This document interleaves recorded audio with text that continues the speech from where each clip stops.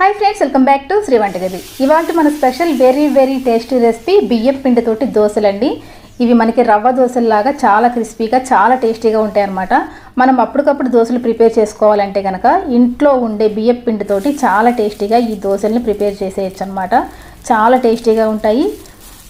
కేవలం కొన్ని చిన్న టిప్స్ని ఫాలో అయితే కనుక ఈ దోశల్ని ఫస్ట్ టైం చేసేవాళ్ళు కూడా చాలా ఈజీగా చేసేయచ్చండి. ఓకే ఫ్రెండ్స్, ఈ దోశలోకి కాంబినేషన్గా మనం ఈరోజు పల్లి చట్నీని కూడా ప్రిపేర్ చేయబోతున్నాం అనమాట. ఈ రెండు రెసిపీస్ని వీడియోని ఎక్కడ స్కిప్ చేయకుండా ఫస్ట్ నుంచి చివరి వరకు చూసేయండి. ఓకే ఫ్రెండ్స్, మరి ఇంకెందుకు ఆలస్యం, ప్రాసెస్ ఏంటో స్టార్ట్ చేసేద్దాం.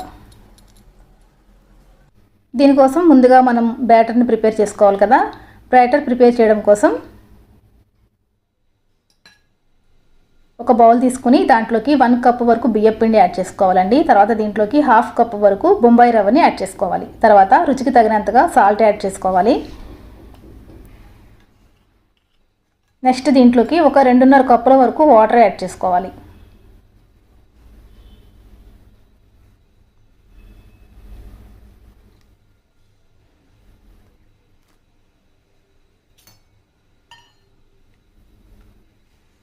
చూసారు కదా, ఇలా వాటర్ యాడ్ చేసుకున్న తర్వాత ఈ పిండి మనకి ఉండనైతే కట్టకుండా మొత్తం ఇలాగ లిక్విడ్ లాగా తిప్పుకుంటూ కలుపుకోవాలండి.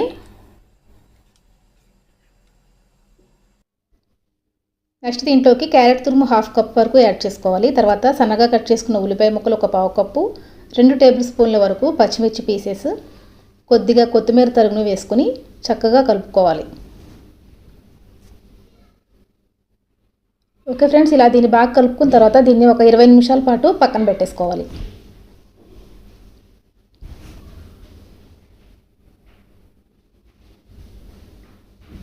ఇది నానేలోపుగా మనం చట్నీని ప్రిపేర్ చేసుకుందామండి.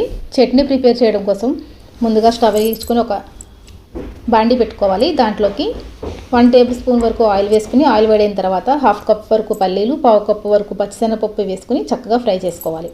ఈ ఫ్రై అయిన తర్వాత దీంట్లోకి ఒక 5 నుంచి 6 వరకు ఎండుమిర్చి, కొద్దిగా కరివేపాకుని వేసుకుని ఫ్రై చేసుకోవాలి. ఈ ఫ్రై అయిన తర్వాత దీంట్లోకి రుచికి తగినంతగా ఉప్పు యాడ్ చేసుకోవాలి.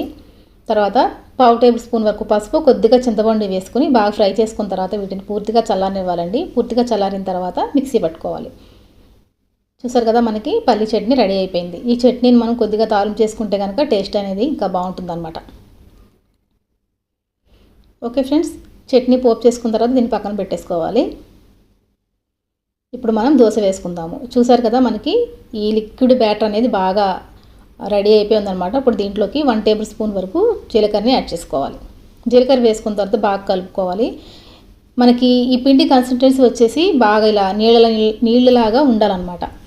ఓకే ఫ్రెండ్స్, తర్వాత స్టవ్ వెలిగించుకొని పాన్ పెట్టుకున్న తర్వాత ముందుగా కొద్దిగా ఆయిల్ అప్లై చేసుకోవాలండి. తర్వాత స్టవ్ని హై ఫ్లేమ్లో పెట్టుకుని మనకి పెనం అనేది బాగా వేడిగా ఉండాలన్నమాట. వేడిగా ఉన్నప్పుడు గిన్నెతోటి కొద్దిగా పిండిని తీసుకుని ఇలాగా స్ప్రెడ్ చేయాలి. ఇలా ఒకవైపు బాగా గోల్డెన్ కలర్ వచ్చేంత వరకు ఫ్రై చేసుకోవాలండి. ఇలా ఫ్రై అయిన తర్వాత దీన్ని రెండో వైపుకి టర్న్ చేసుకోవాలి. ఇక్కడ ఇంకో టిప్ ఏంటంటే, మనం దోశ వేసుకునే ప్రతిసారి పిండిని కలుపుతూ ఉండాలండి. లేకపోతే కనుక పిండి ఎంత అడుగు నుండిపోయి పైకి ఇలా తేలుతుందనమాట. అందుకని పిండి వేసుకునే ప్రతిసారి మనం గిన్నెతోటి ఇట్లా కలుపుకున్న తర్వాత ఇలా దోశ వేసుకోవాలి. చూసారు కదా, సింపుల్గా చేసుకునే ఎంతో టేస్టీగా ఉండే మన బియ్యం రవ్వ దోశలు రెడీ అయిపోయాయి. ఓకే ఫ్రెండ్స్, మీకు కనుక రెసిపీ నచ్చితే తప్పకుండా ఒకసారి ట్రై చేయండి. ఎలా వచ్చిందో నాకు కామెంట్ సెక్షన్లో తెలియజేయండి. ఎవరైనా మన ఛానల్ని ఫస్ట్ టైం చూస్తున్నట్టయితే కనుక ఛానల్ సబ్స్క్రైబ్ చేసుకుని పక్కన ఉన్న బెల్ ఐకాన్ కనుక ఆన్లో పెట్టుకుంటే నేను చేసే నెక్స్ట్ వీడియో నోటిఫికేషన్ మీకు వస్తుందండి. మరొక ఇంట్రెస్టింగ్ వీడియోతో మళ్ళీ కలుసుకుందాం. అంతవరకు సెలవు, నమస్తే, బాయ్.